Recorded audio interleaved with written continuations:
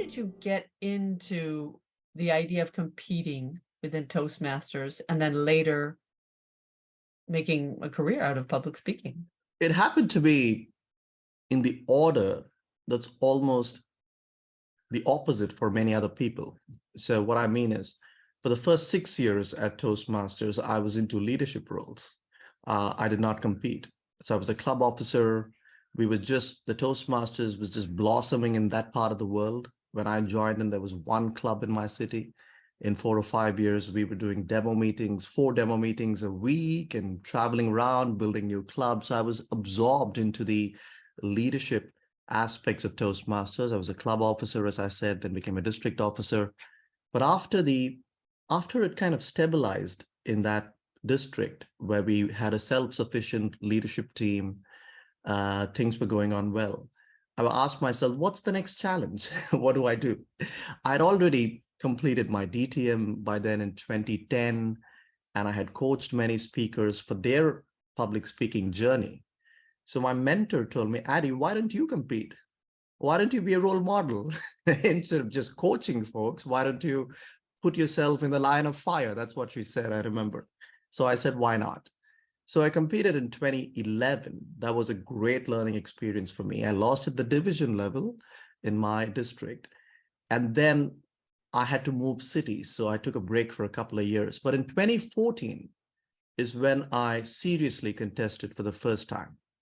Not kidding myself, not just doing it for the sake of it, but I said, how can I use this 1 year of club to the internationals in a way that I could truly become a better human being, better speaker, discover what works for me, what doesn't.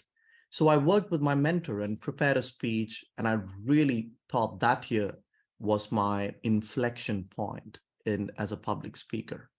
So that was also the year where the international conference for the first time was held outside of North America. It was in Malaysia, Kuala Lumpur in 2014. And I won my district, went to the semifinals, and I got placed second at the semifinals, which means I didn't get into the finals in Kuala Lumpur. But that's also the year one of my best friends, Dhananjaya Hetirachi, won the World Championship of Public Speaking with this even now famous speech, I see something in you. You might have heard of the speech. So at the end of that year, where I was from, in my district, reaching the semifinals was a big accomplishment by itself. So a lot of people told me, Addy, you may not want to compete again. What if you lose at the club level the next year? People are going to call you a one-time wonder. So play it safe, become a coach, become a keynote speaker. But in my mind, I had learned so much, Kate, in 2014, that I asked myself, where do I put all these learnings into practice and become even better? So I came back in 2015 at the club level, vulnerable again. I might have lost the club level. But what happened was I won again the district. And this time I went to the big lights of Las Vegas for the international convention in Caesar's Palace. So there I won the semifinals, so one step better. And we entered the finals, and voila, got the second place at the World Championship.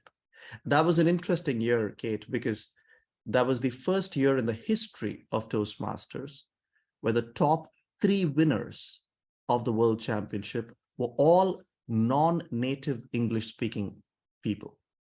So the first prize was won by Mohammed Katani from Saudi Arabia. Second prize was won by me, representing India. And the third prize was won by a gentleman representing Singapore. So all 3 non-native English-speaking speakers. So that was a great occasion for me. Now, of course, I came back in 2017, went to the finals again in Vancouver. But all these stimuli gave me the right impetus to start doing keynotes, to really ask myself beyond competitions, what do I want to leave my audiences with? So I branched out of Toastmasters, did my TEDx speakers. People started paying me for keynotes in corporate conferences. Luckily, I was also a management consultant in parallel. So I was rubbing shoulders with the business world. That was like the perfect marriage. You want to do keynotes, you do public speaking, but at the same time, you understand strategy, you understand how organizations work. So this marriage was very helpful to kickstart a career in public speaking. So you would say that both your public speaking informed your professional career and vice versa. Absolutely. What happens, and we don't realize much as we work through Toastmasters, is that if you stay at it and if you put your time and effort through Toastmasters, you can clearly differentiate yourself with a colleague who's doing the same job as you.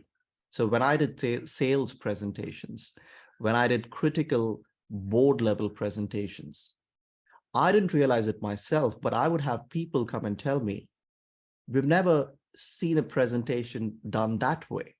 We've never heard a story in a boardroom meeting. It's normally facts and figures and Excel sheets and numbers and P&L and costs and EBITDA and all of the things. But I would try to craft it. I coined this word business storytelling. Okay, I would try to craft it as a story, and even leaders would get pulled into those stories. So I could see I was able to differentiate myself through the learnings at Toastmasters in a very corporate management consulting scenario. And all the credit for that goes to Toastmasters and the years I had put in prior to that. And would you say that the leadership experience that you acquired in the beginning also informed your professional career and your public speaking as well? No doubt about that. Since I joined Toastmasters when I was pretty young, at 19, Kate, and the average age of people at Toastmasters in my part of the world at that time was around 45.